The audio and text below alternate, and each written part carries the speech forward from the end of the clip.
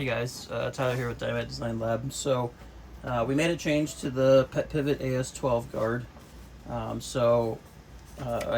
did a part mark. If you take your guard and it says V15 on here, you need to go to the other installation video. You have some brass colored heat inserts that are in here, okay?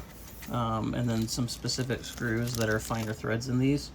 If you recently just bought the AS12, you should have V16, which is what this is. This is the right installation video for you. So I'm going to kind of quickly walk you through this one for those of you who have it. So inside your litter box here, you're going to have this piece. It's actually, I think it's going to set into the bottom here. Okay.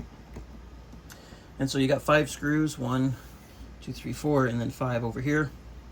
You're going to undo all those screws, put them in like a Ziploc bag or something like that, and then tape them to this piece, because this piece comes out from there. That way, if you ever need to like reinstall this piece for some other reason or whatever reason, you have the screws for it. And then you can kind of store this away wherever you want. Once you get that piece removed from your PetPivot here, you're going to take your V16 guard or the PetPivot guard, and then attached here roughly will be these screws. So now you're going to get 5 screws. They all have these coarse threads on them versus a fine thread. These are called plastic forming screws or thread forming screws. They provide a lot more secure fit. And then your holes will be a lot smaller than this because I've already installed this guard for test fitting, so don't worry if you don't see the hole size is the right size here. So what you're going to do is I'm going to take the screws out of the bag.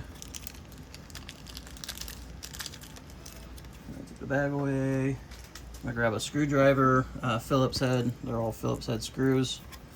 And then I'm going to kind of partially thread, if I don't drop them all. I'm going to partially thread a screw in here. You don't want to go too far because then you're going to start you'll have to figure out how to line it up. And then I'm going to line this up. So there is a square peg here, just like on the original design that they had. So square pegs and square pegs. So you kind of just want to line up that square peg to the inside piece here. Kind of have to look into it a little bit. And then it'll fit something like that. At which point you can then take your screwdriver and kind of screw it in. Once you're going to get to a certain point, you're going to start feeling it get really, really tight. Trying to screw it in, very, tough to screw it in. That's the perfect spot for it. What that's doing is as the screw gets close to the plastic on the part, it's going to start creating those threads for you and securing itself into the piece. So you definitely want to keep going, but go slowly. Don't over tighten it, because if you over tighten it, you can crack the plastic and then your guard won't, I wouldn't say fully work. You can have a couple of these installed, primarily if you get the center and the sides. These two don't really matter. But if you crack, 3 out of the 4 or 4 out of the 5 or 3 out of the 5 or 4 out of the 5, you're not going to have a guard that fits. So just kind of, when you start feeling it get tight, slow down on the screw, on the part where you're trying to screw it together, and then eventually it will stop. So then once you're done with the front, I like to do the middle here, just kind of help center it. I'll put one over here on the side. I'll do a little bit of a pre-thread first, and then I'll try to push on the back side here. You can also look in to the sides here, and the holes should be relatively close and lined up. And then you're just going to do the same thing. You're going to screw it in, and then again you're going to start feeling it getting tight.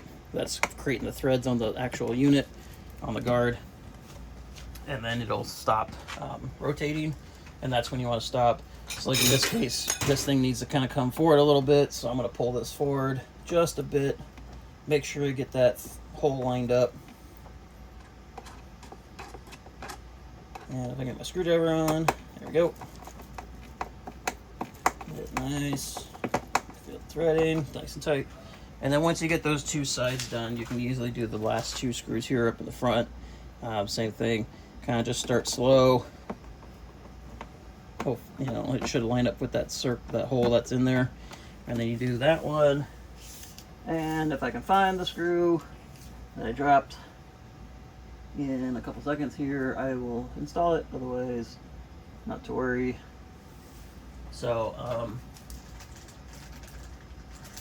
so anyway, okay, I will just grab a new one. And lastly, we'll do this last one here. So, and there we go. Okay, so that's it. That's how it is.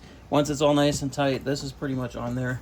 I feel like it's a little bit more secure than the last one, and we don't have to worry about the holes lining up with the heat inserts that I was putting in, because that's it's a hand process to put those in, so it makes it a little tough and difficult to line them up properly. And so we figure this is a better solution, easier, faster on us, less work on our end to process these and get them out to you guys faster than as much, as fast as we can. So that's pretty much it. Like I said, this is for the version 16. So if you have screws that come in that are really coarse threads, 5 of them, this is the video for you. If yours still has the gold inserts that are in the screw holes already with some smaller fine thread screws, then go look at our other AS12 installation video for that, and that'll show you how to install that.